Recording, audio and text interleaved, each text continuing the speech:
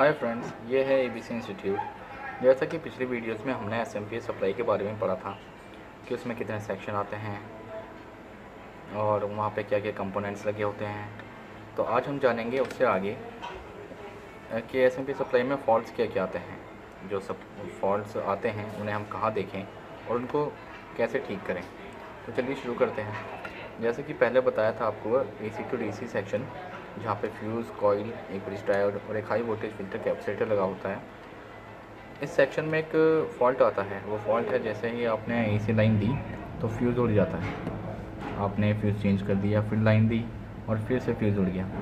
तो इस केस में बार फ्यूज़ उड़ने के केस में क्या होता है, शॉर्ट होती है ब्रिज डायोड। जो आपकी प्राइमरी सेक्शन है AC DC सेक्शन, वहाँ जो डायोड लगी हैं या तो वो शॉर्ट हैं या फिर स्विचिंग सेक्शन का जो TT को ऑन करता है वो स्विचिंग पार्ट, वो शॉर्ट है। तो आपको करना क्या है, अगर शॉर्टिंग दिखा रहा है तो आपको डायोड्स निकाल लेनी है। अगर डायोड्स निकाल के शॉर्टिंग चली जाती है तो ये डायोड्स ही शॉर्ट थी।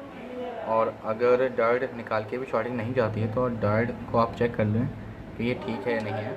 इसको वैसे ही लगा दें और जो स्विचिंग पार्ट है TT को ऑन करने वाला, उसको वापस निकाल दें, उसको बाहर निकाल दें, उससे शॉर्टिंग चली जाएगी। अब ये तो हो गया एक फॉल्ट। अब और क्या फॉल्ट आते हैं, जैसे आपने AC दी, यहाँ पर आपके AC वोल्टेज आ रहे हैं लेकिन यहाँ पर DC वोल्टेज नहीं आ रहे जो कि आने चाहिए 300 प्लस, वो नहीं आ रहे हैं। तो इस कंडीशन में आप क्या करेंगे, ये फॉल्ट भी AC टू DC सेक्शन का ही है। इस सेक्शन में आप फ्यूज़, कॉइल और डायोड, इन तीनों को चेक करेंगे। इनमें से कोई एक पार्ट ख़राब होगा तो आप उसको निकाल के चेंज कर लीजिए।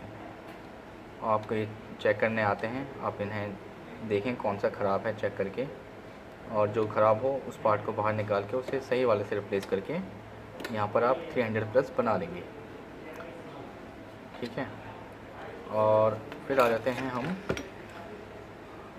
स्विचिंग सेक्शन पे। स्विचिंग सेक्शन में क्या होता है, स्विचिंग सेक्शन अगर सही होगा हमारा तो ही यहाँ पर करंट बनेगा, तो यहाँ पर सप्लाईज बनेंगी जो हमारे सेकेंडरी सेक्शन के आउटपुट पर जाएंगी। अब सेकेंडरी सेक्शन के आउटपुट पर तभी जाएंगी, वहाँ पर वोल्टेज तभी दिखाएगी जब हमारा स्विचिंग सेक्शन सही होगा। अगर मानिए 300 प्लस ओके हैं और यहाँ पर स्विचिंग, यहाँ सेकेंडरी सेक्शन पर कोई भी वोल्टेज नहीं दिखाता है, तो इसमें क्या फॉल्ट है।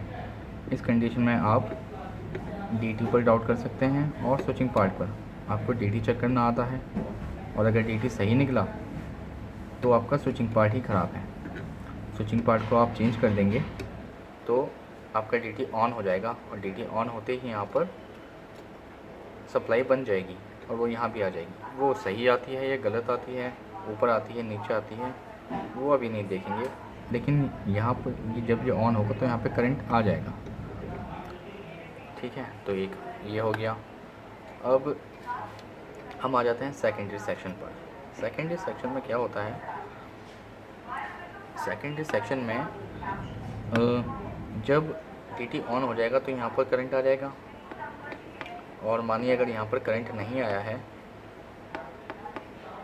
अप या डाउन आ रहा है, बहुत कम आ रहा है, तो क्या होगा, तो या तो फ़िल्टर ख़राब है, तो अगर करंट सही नहीं आ रहा है तो वो फ़िल्टर की ख़राबी है।